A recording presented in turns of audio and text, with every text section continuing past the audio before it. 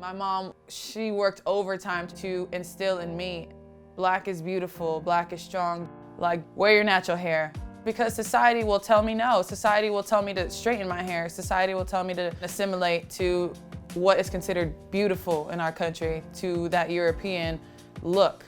It's so sad that when you have a black child, you have to almost take the innocence away from them in order to instill a positive outlook on themselves, because the world doesn't necessarily view them like that.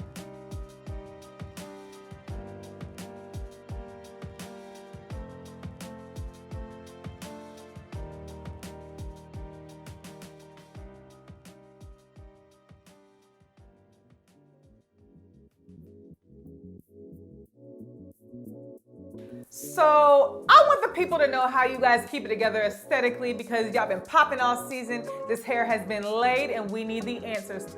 I will tell you everything because I am not scared to tell everything, because I think it needs to be known.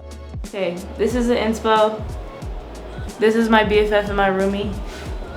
And she's gonna make it happen. Okay. Before this, I came with braids, but they were like too big to fit in my helmet. I should have gotten knotless, but I got box and they were too big. So I was like, okay, what are we gonna do? I was like, I need to bring my hair, and this is how we're gonna do it. Because I'm still trying to avoid putting heat in my hair. I slick it down however parts I want, you know. Check it. And then I have a braid, and then I totally learned this on YouTube. And then I get my bundles and I basically just wrap it around, and boom. Let me educate you. Okay, so this is like a track, like this. When they like wrap it up, whatever, like, oh, bundles, like this is bundles, right? So this one I put on the bottom, because this one, okay, also I recycle hair, because if I got all the hair I wanted in the world, I would be broke, and probably everyone around me would be broke, because I'll start GoFundMes for hair. I really liked this look, and I wanted to do this look. I think I looked it up on YouTube how to do it like 3 years ago, and now it is just evolved. So I don't want any like hairstylist seeing this and being like, oh my gosh, what is she doing? Because, you know, it looks cute and it doesn't fall out. So this is that last part that I was talking about that you wrap around.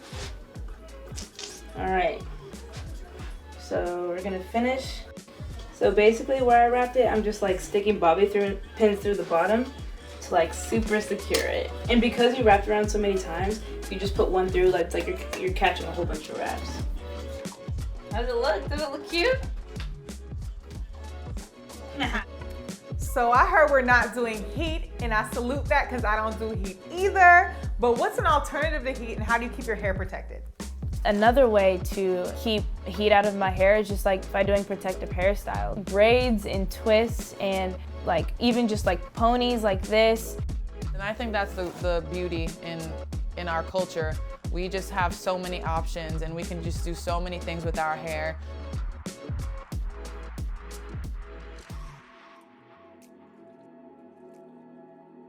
The conversations that I've had this year, I feel like have resurfaced the emotions that I feel and that I didn't necessarily understand when I was younger, when people were saying certain things. One time I wore 4 braids in my hair. I was told that I could not wear more than 2. And in that moment, I was just like, okay, like I just went with the flow. So normalized, right? You are the authoritative figure, and I'm gonna listen to you.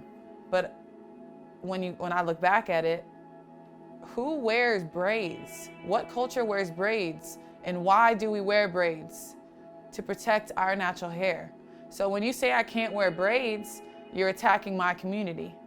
When we talk about black hair, we can't take out the fact that our hair doesn't hold moisture. When we're playing sports and we're sweating, we have to wash our hair a little more often than we would if we weren't sweating all day. Because our hair is coily, our hair is kinky, our hair curls.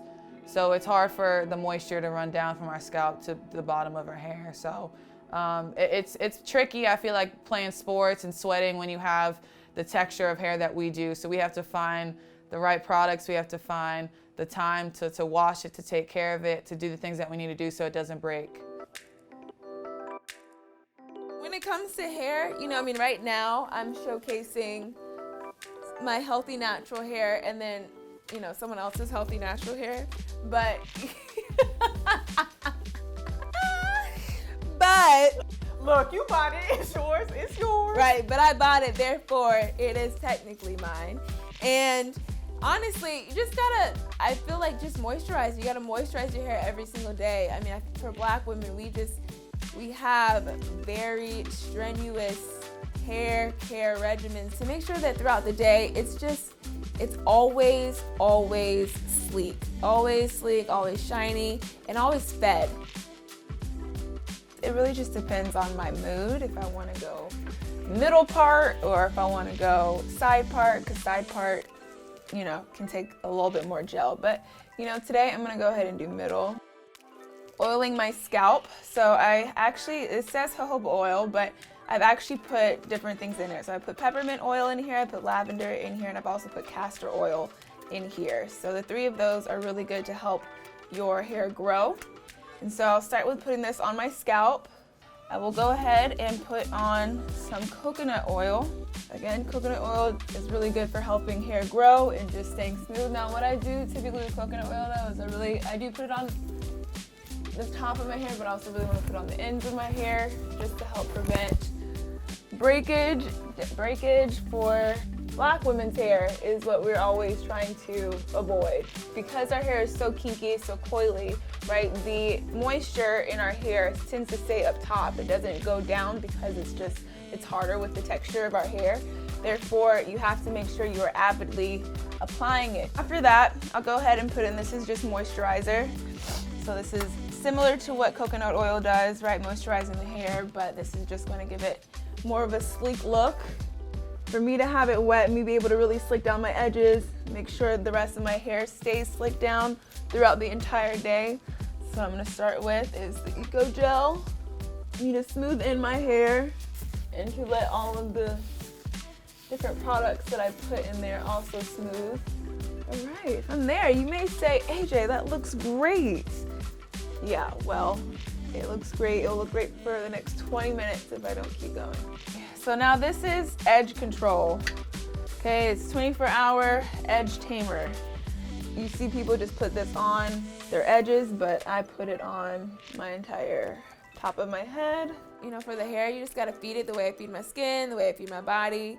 I feed my hair the same exact way. Can't neglect anything. Okay, now that everything is all slicked down, okay, we're gonna go ahead and put the bow on. Now, for those edges, honey, okay, we already put on, showed you what edge control you do. So typically there is something, okay, a brush specifically for edges. If you do not have that, a good old toothbrush will do the job. If I didn't have to wear a helmet, you know, I'd get real fancy with this stuff. And then we wrap. So as you go to wrap your hair, this is really what's just gonna keep everything down. You leave the wrap on for as long as possible. When you do take it off, your hair it's gonna be nice and sleek and stay down. It's so funny how you have all these products, but it really is your hair that tells you what it wants to use that day. The way it's acting is how you have to go about your day. And then you can add a little bit of hairspray so that, again, even though the helmet might try to prevent me from a win today, I'm still coming out on top. You feel me? It's an art and it's a form of expression. The way Black women can do their hair in different styles and how cool it is. Like, I can do parts, braids, I can do two buns, I can do space buns, you know, I can do anything. And I used to be so insecure about it, but now I can be like, this isn't my hair, like, but I did that and you can't tell and it looks good, doesn't it?